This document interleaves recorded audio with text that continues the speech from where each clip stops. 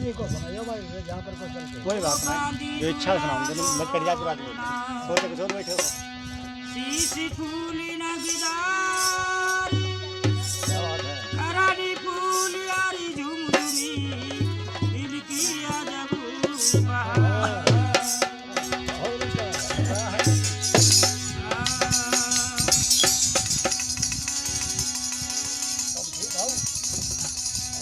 ठीक है समझ रहा था फिर खराब है अभी चूतिया लोग बनाते हैं तुम चूतिया घोड़े चूतिया घोड़े बनाओ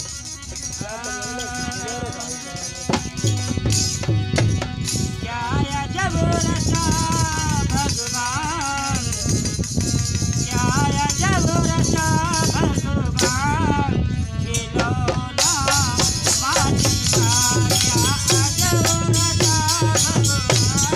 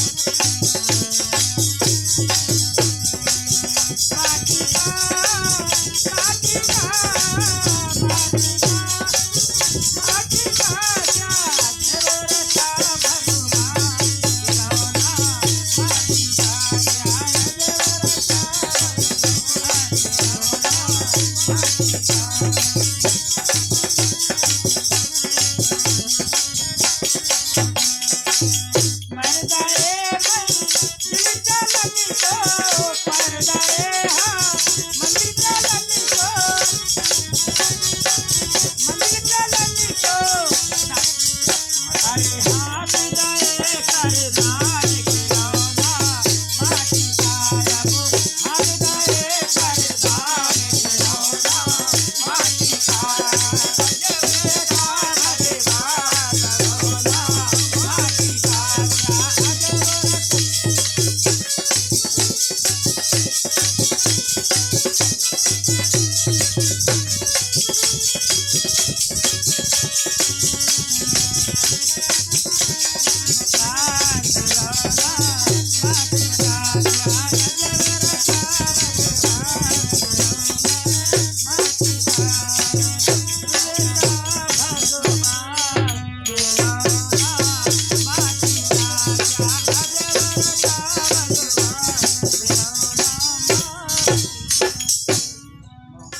जड़वा